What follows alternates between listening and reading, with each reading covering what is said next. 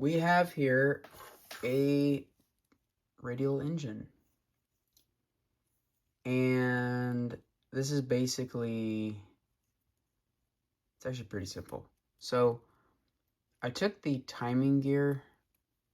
I saw a technique using these series of parts, these newer plates with bars. They're like plate handles or something like that. And I saw them inserted into the timing gear. So let me take this apart and I'll break it down for you.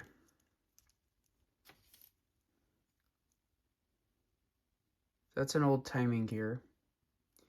And then these are just slid in place, and it's legal. They just fall out, like,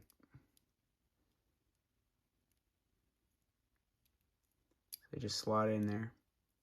And I think these would sit a little bit cleaner if maybe I used the short bar or short stem and then the long stem and then the short stem and the long stem and just alternated 4 and 4. And then they might sit better. Anyways, this is corrugated tubing that I cut. And then slotted that onto a bar. This is a wheel. It's the same wheel as like these, right? Then I take a 14 tooth gear, which is very thin. It's actually thinner than a Technic bush. And the groove in here, so the recess, let's take a look at this real quick. The recess is designed so that you can, I wonder if I have one here. Yeah. So the tubes, I've actually not tried this, I've only heard about it. The tubes on a Technic plate, yeah. So it slots in there perfectly and allows it to turn on top of that. Well, the same size as the tubes is the bottom of a 1x1 round plate. And so if you put that in there, it fits perfectly. A little bit of room.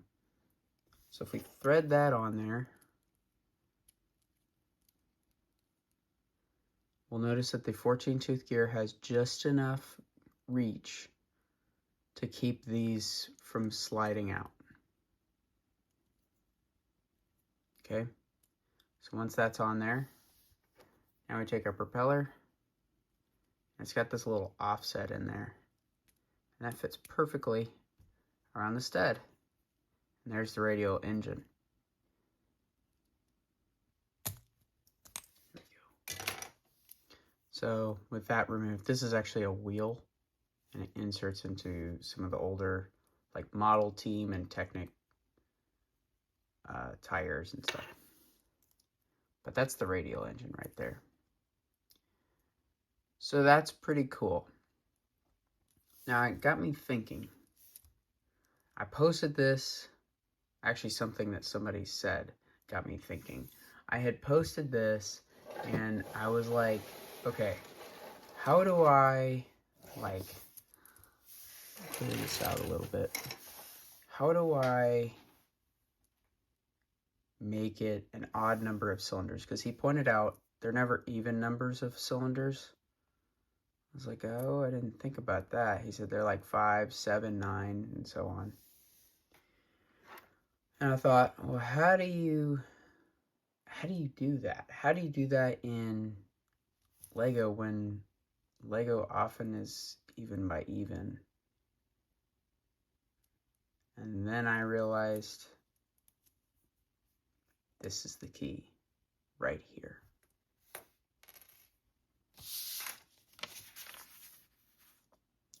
Here's the idea. So essentially what's going on here is the Technic gear chain link from the Pac-Man set that has a bar on it.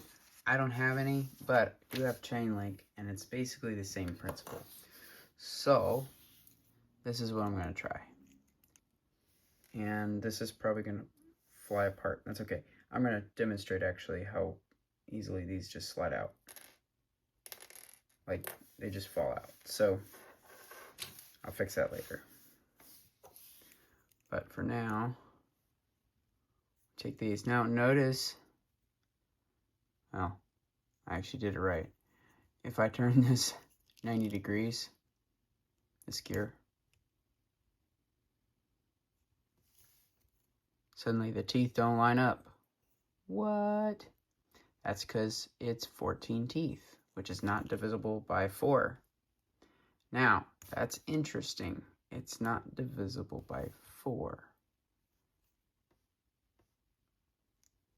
Why can't I get this on? Hang on. Gears need to be turned inward, which is cool. Now, it's not divisible by 4. Why is that important? Well, when we take something like the 8-tooth timing gear, it's got 8 grooves, and so this arrangement makes it for 8 cylinders. But what if we wanted 7 or 9 cylinders? If we take these 14 teeth gears, you can see that the teeth are aligned. Okay, they're turned inwards, should be thin enough. If we take gear chain and put it on there, should be able to get exactly 7 links on there. And look at that, we have 1, 2, 3, 4, 5, 6, 7 links, which means that if we use the chain link with the bars on it, that then I could take the new plate clips, the new round, so it's the opposite of this piece in that it's the same plate, but it has a clip instead of a bar. And you clip that to these and move it around. Boom. There you have a 7-cylinder radial engine. Now, of course, I don't have the parts to test this fully, but perhaps you do and you want to try it and let me know if it works. I am confident enough to say that I know it works. And look how cleanly that fits nicely in there. Those bars would stick out and then the radial would be right out there and just stick out a little bit. So that's just perfect. So I'm really, really excited about this. Super happy with that. And yeah, man, this is some exciting stuff. 7-cylinder radial engine in minifigure scale. So do you think that this is to scale? Well, he agrees, so we'll get your legs back on later. Sorry, buddy. Thank you guys for watching. And